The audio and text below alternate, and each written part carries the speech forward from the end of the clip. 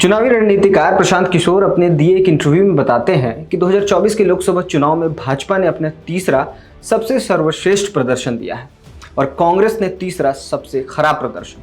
इसके बावजूद भी भाजपा की परछाई कहे जाने वाली आरएसएस क्यों नाराज है? चलिए आज इसी सवाल को तलाशते हैं। नमस्कार, मैं हूं तुषार और आप देख रहे हैं जनहित टाइम्स। साल था 1938 का, जब सुभाष चंद्र बोस कांग्रेस के अध्यक्ष थे। उन्होंने महाराष्ट्र कांग्रेस के तत्कालीन अध्यक्ष को एक खत लिखा। खत में बोस ने एक सवाल पूछा। सवाल था कि आखिर कांग्रेस के मुकाबले आरएसएस के तरफ नौजवान इतने आकर्षित क्यों हो रहे हैं। यह सवाल कहीं ना कहीं आज भी उतनी ही प्रासंगिक है। आरएसएस की स्थापना साल 1925 में विजयदशमी के दिन केशवराव हेडगेवार ने की थी। अपने स्थापना के बाद से ही आरएसएस काफी प्रभावशाली रहा है। कई उतार चढ़ाव और विवादों के बाद भी आरएसएस लगभग एक सदी यानी 100 सालों से प्रासंगिक बना हुआ है। आरएसएस के कोख से निकली भाजपा इस वक्त देश की सबसे बड़ी राजनीतिक शक्ति है। कहा जाता है कि भाजपा में आपकी उड़ान इस बात से तय होती है कि आपकी आरएसएस से कितनी नजदीकियां हैं। आरएसएस एक सामाजिक और सांस्कृतिक संगठन है। इसके बाद भी बीजेपी के लिए आरएसएस ने एक राजनीतिक जमीन तैयार करके दिया है, जिसका स्वाद आज भाजपा लगातार 10 वर्षों से भी ज्यादा समय से उठा रही है। लेकिन 2024 में भाजपा के सरकार बनाने के बाद भी आखिर आरएसएस खुश क्यों नहीं है? जबकि नरेंद्र मोदी जब से प्रधानमंत्री बने हैं, उन्होंने मोटा माटी आरएसएस का ही एजेंडा आगे बढ़ाया है। चाहे वो राम मंदिर हो, 3 तलाक हो, धारा 370 हो या यूनिफॉर्म सिविल कोड। इन सब के बावजूद आरएसएस क्यों नाराज है, ये एक अहम सवाल है। 2024 लोकसभा चुनाव के दौरान तत्कालीन भाजपा अध्यक्ष जेपी नड्डा ने एक इंटरव्यू में कहा था कि भाजपा को अब आरएसएस की जरूरत नहीं है।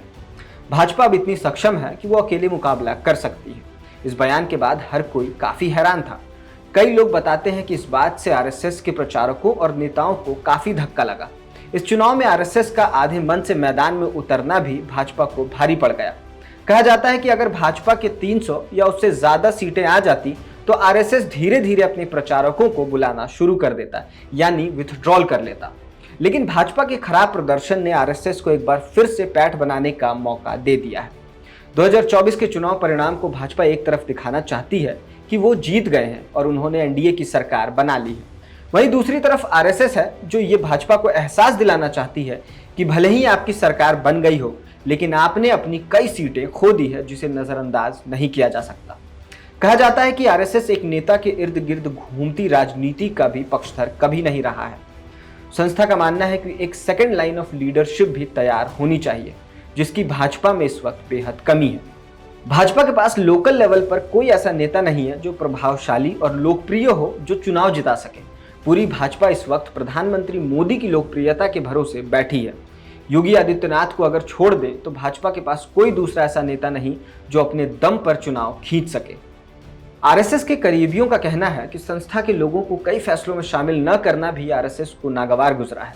भाजपा में अब लोग मोदी शाह के वफादार हो गए, न कि आरएसएस के। इसी बात से मोदी के भाजपा के विरुद्ध आरएसएस अब काफी आक्रामक रुख अख्तियार कर रहा है। इसी का नतीजा है कि मोहन भागवत और इंद्रेश कुमार जैसे आरएसएस के नेता अब मुखर रूप से मोदी के भाजपा की आलोचना करते हुए उन्हें अहंकारी तक बुला रहे हैं। आने वाले वक्त में इस गठबंधन की सरकार में मोदी को नीतीश नायडू का उतना ख्याल नहीं रखना होगा जितना कि आरएसएस का। कैसी लगी हमारी वीडियो कमेंट बॉक्स में हमें जरूर बताएं और वीडियो पसंद आए तो लाइक करें, शेयर करें और चैनल को सब्सक्राइब करना ना भूलें। धन्यवाद।